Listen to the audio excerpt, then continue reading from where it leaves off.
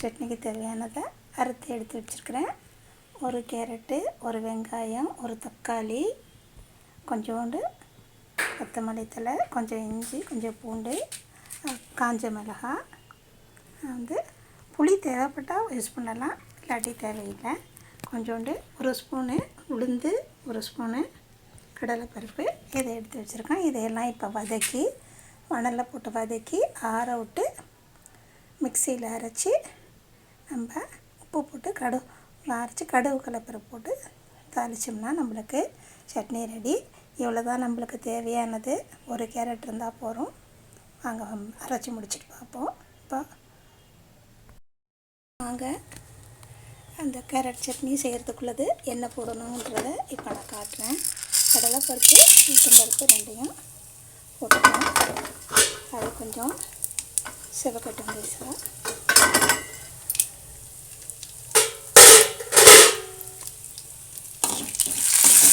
நம்மளுடைய channel மனநிம்மதி channel, சமையல் channel கிடையாது. நம்ம அதனால் சமையலை டீட்டெயிலாக போடுறதில்ல. இது கேரட் சட்னிங்கிறது கொஞ்சம் ஒரு முக்கியமானது. நம்மளுக்கு யாரும் ஈஸியாக செஞ்சிடலாம் இதை பார்த்து. அதனால தான் போடுறேன். எல்லா சமையலும் அப்படி போட முடியாது. அதனால் இதை அரைச்சிட்டு அதுக்கு பிறகு நான் உங்களுக்கு காட்டுறேன். அடுத்தது மிளகாய் போடுறேன்.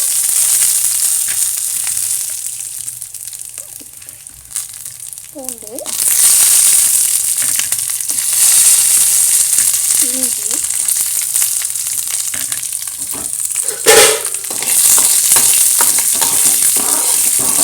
இன்னும் கொஞ்சம் தான் வெங்காயம். வெங்காயம் நல்லா வதங்கணும். வெங்காயம் வதங்கணும்னு சொன்னால் அதுக்கு நம்ம கொஞ்சம் உப்பு போட்டு வதக்கிடலாம். கொஞ்சோண்டு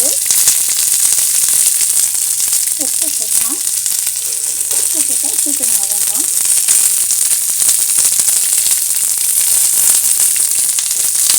உப்பு போட்டுக்கிறேன், சீக்கிரமாக வதங்கிடும். கண்ணாடி பதத்துக்கு வரணும். பக்கத்திலே நம்ம அடுப்புக்கிட்டே பண்ணுறதுனால கொஞ்சம் அடையில் தீய விடக்கூடாது. ஆனால் ஜாஸ்தியாக இருக்குது. இது கேரட்டு போடுறோம். தீய விடாதீங்க. உப்பு எடுக்கிறது கிடையாது.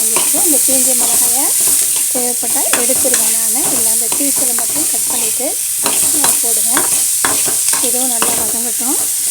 ஃப்ரெண்ட்ஸ், அடுப்புக்கிட்டக்க நம்ம செல்ஃபோனை கொண்டு போகக்கூடாது. இதுன்றதுனால கொஞ்சம் தூரமாக இருந்து தான் எடுக்கிறேன். அது பார்த்துக்குங்க. நல்லா வதங்கட்டும். இது கண்ணாடி பதத்துக்கு வதங்கணும். கேரட்டும் இந்த பச்சை போகணும். கேரட்டோட பச்சை போகணும். போகிற வரைக்கும் வதங்கட்டும்.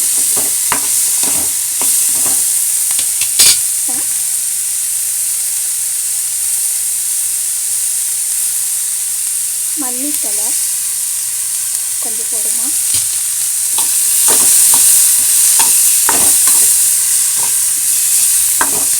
முடிஞ்சது.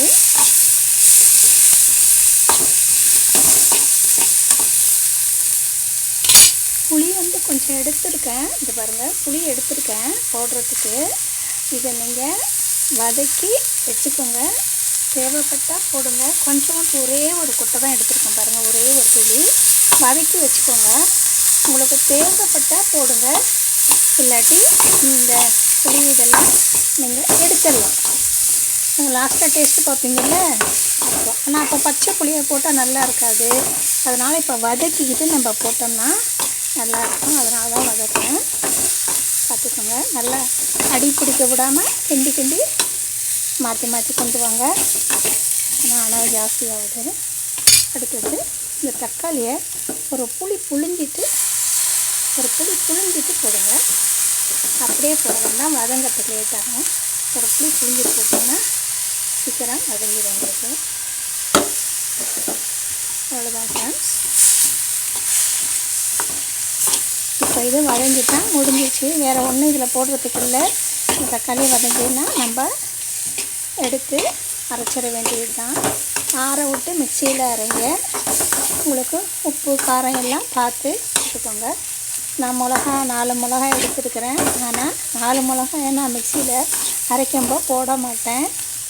எப்போவுமே இப்படி தான், ஒரு மிளகாய் எடுத்து வச்சுருவேன். புளியும் அப்படி தான், ஃபஸ்ட்டு போட மாட்டேன், எடுத்து வச்சுருவேன். அதுக்கு பிறகு காரம் பத்துதா பத்தலையான்னு பார்த்துக்கிட்டு அப்போ போடுவேன். ஏன்னா அப்போ பச்சையாக மிளகாயோ புளியவோ போட்டோம்னா அது நல்லா இருக்காது. அதனால் எக்ஸ்ட்ராவாக போட்டு வச்சுக்கிறது ஒரு வழக்கம். அப்படி இல்லாத நம்ம தாளிக்கிறதுல அது நம்ம போட்டுடலாம். அந்த மிளகாய் வீணாக போகாது. அவ்வளோதான் ஃப்ரெண்ட்ஸ், ரெடி ஆகிடுச்சு. ஓரளவுக்கு வதங்கிட்டால் உங்களுக்கு அந்த எண்ணெய் பதம் மாதிரி தெரியும்.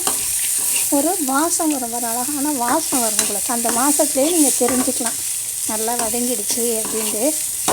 குழந்தைங்களுக்கு கேரட் ரொம்ப முக்கியம், கண்ணுக்கு ரொம்ப நல்லது. அப்படிங்கிறப்போ அதுவும் அந்த கேரட் அறுத்து பார்த்திங்கன்னா கண்ணில் இருக்கிற மாதிரியே நடுவில் ஒரு ரவுண்டு சுற்றிலுமா ரவுண்டு இப்படி வந்துகிட்டே இருக்குது பாருங்கள். காட்டும்போதே அது கண்ணுன்னு உங்களுக்கு தெரியும். அதே மாதிரி தான் ஒவ்வொரு பழத்தையும், ஆரஞ்சு பழத்தை எடுத்திங்கன்னா அது கிட்னி மாதிரி அப்படி காட்டும். ஒவ்வொரு திராட்சை எடுத்திங்கன்னா அதுவும் கண்ணு மாதிரி காட்டும் உங்களுக்கு. கொய்யாப்பழம், ஆப்பிள் பழமெல்லாம் எடுத்திங்கன்னா உங்களுக்கு ஹார்ட்டு மாதிரி காட்டும். மாதிரி பழங்கள்லேயே உங்களுக்கு அந்த அது இதுக்குள்ளது இந்த மருந்து அப்படிங்கிற மாதிரி காட்டுறதுக்குள்ளது இருக்குது. அதனால் இதை கண்ணு மாதிரி இருக்கிறது கண்ணுக்கு நல்லது கேரட்டு. குழந்தைங்களுக்கு இப்படியெல்லாம் சொல்லி கண்ணுக்கு நல்லது, இதை சாப்பிட்டா பச்சாவும் சாப்பிட கொடுங்க, ஒரு பீஸு அரைச்சியும் கொடுங்க, டேஸ்ட்டாக அரைச்சி கொடுத்து அதுங்களுக்கு சாப்பிட பழக்கப்படுத்திட்டிங்கன்னா அவங்க லைஃபுக்கு அதே மாதிரி சாப்பிட்டு கொடுத்தா இதெல்லாம் நம்ம புழக்கத்துக்கு கொண்டு வருவோம். அதனால தான் சொல்கிறேன். தீய போகுது, நான் ஆஃப் பண்ணிடுறேன். இதுக்கு மேலே இருந்தால் திஞ்சிடும். ஆற விட்டு நான் அரைச்சிட்டு உங்களுக்கு காட்டுறேன். Thank you. Chutney, carrot chutney ready ஆகிடுச்சு. தாளிச்சாச்சு. கேரட் சட்னியை தாளித்து தேங்காய் கடுகு கடலைப்பருப்பு போட்டு பெருங்காயத்தூள் போட்டு தாளிச்சிட்டோம். அடுத்தது இப்போது ஆப்பம் சுட்டுக்கிட்டு இருக்கிறேன். ஆப்பம் வெந்திருக்கணும் இந்நேரம். பார்ப்போம் வாங்க. இந்த பாருங்கள், ஆப்பம் வெந்துருச்சு. இதை நம்ம இப்போது எடுக்கலாம். ஆப்பத்தை எடுக்கிறது வெந்துருச்சு பாருங்கள். இந்த ஆப்பம் ஈஸியாக எடுத்துடலாம். எடுத்து இங்கே வச்சிடலாம். இப்படி போடணும். அடுத்தது இப்படிதாங்க. இதான் ஃப்ரெண்ட்ஸ் ஆப்பத்துக்கும் சட்னி இதுக்காண்டி தான் நான் இந்த ஆப்பம் செஞ்சேன். பாருங்கள் வாங்க, நல்லா இருக்கா? 2 ஆப்பம் சட்னி. Thank you friends.